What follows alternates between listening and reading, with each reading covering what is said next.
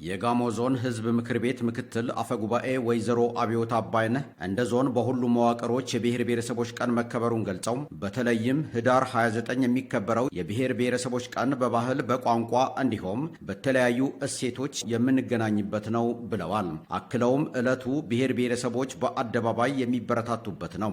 በባህላችን በቋንቋችን እሴቶቻችንና በልዩ ተፈጥሯዊ ልዩነቶቻችን ላይ በመተማመን የምንገናኝበት ቀን ነው። በዚሁ ቀን የኢትዮጵያ ብሔር ብሔረሰቦችና ህዝቦች ባህላቸውን፣ ቋንቋቸውና የተለያዩ የህይወት መንገዶቻቸውን በአደባባይ ወጥተው ትውውቅ የሚያደርጉበትና በአንድነት የሚደምቁበት ዴሞክራሲያዊ ስርዓትና ፌደራላዊ አወቃቀር ለኢትዮጵያ ወሳኝነት አላቸው ያሉት ምክትል አፈጉባኤዋ ዘንድሮ የሚከበረው የብሔር ብሔረሰቦች ቀን የተለያዩ የልማት ድሎች የተመዘገቡበት እንዲሁም የባህር በር ጥያቄ በዓለም አቀፍ ደረጃ ተቀባይነት እያገኘ የመጣበትና ሌሎችም ኩነቶች ልዩ ያደርጉታል ነው ያሉት። ጋሞ ዞን ምክትል አስተዳዳሪና የስራና ክህሎት መምሪያ ኃላፊ አቶ ሐኪሜ አየለ በበኩላቸው የዘንድሮ የብሔር ብሔረሰቦች ቀን አይችሉም አይፈጽሙም እንዲሁም አያሳኩም የተባለለት ታላቁ የኢትዮጵያ ህዳሴ ግድብ ተጠናቆ መመረቁና ሌሎችም ሀገራዊ ጥያቄዎች ተጠናክረው መቀጠላቸው ዕለቱን ልዩ ያደርጉታል ነው ያሉት። የዘንድሮውን የብሔር ብሔረሰቦችና ህዝቦች ቀን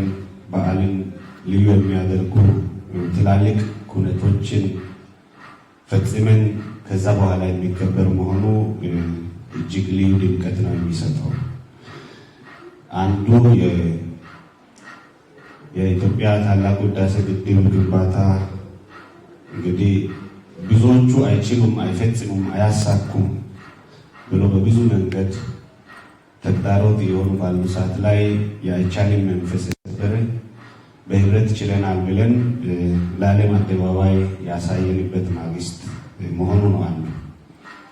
ሌላኛው ደግሞ ያው በእጃችን የነበረ የግል ሀብታችን በተለያዩ በተዛቡ የአመራር ሰጭነት ችግሮች የተነሳ ከእጃችን ያመለጡ ዛሬ ባህር በር አልባ ሆነን ከነበርንበት ባህር በር ያስፈልገናል ብለን አጀንዳ ለዓለም አቅርበን ዓለም ይገባቸዋል ብሎ እውቅና በሰጥበት ማግስት የሚከበሩ የብሔር ብሔረሰቦች ቀን በአደባባይ መከበሩ የመግባባት ባህልን የሚያጎላ መተዋወቅን የሚያጠናክር ባህላዊ እሴትን የሚያስተዋውቅ ነው ያሉት የጋሞ ዞን ምክትል አስተዳዳሪ አቶ ሐኪሜ አየለ ልዩነታችንን እንደ ውበት ተጠቅመን ለኢትዮጵያ መስራት አለብን ሲሉም አሳስበዋል። በዕለቱም ዴሞክራሲያዊ ፌደራላዊ ስርዓት የሚል ሰነድ ቀርቦ ገለጻ ተደርጎበታል። እንዲሁም በተማሪዎች መካከል ዕለቱን በማስመልከት የጥያቄና መልስ ውድድር ተካሂዷል። ለተወዳዳሪ ተማሪዎች ሽልማት የተበረከተ ሲሆን ዝግጅቱም በኢትዮጵያ ሕዝብ መዝሙር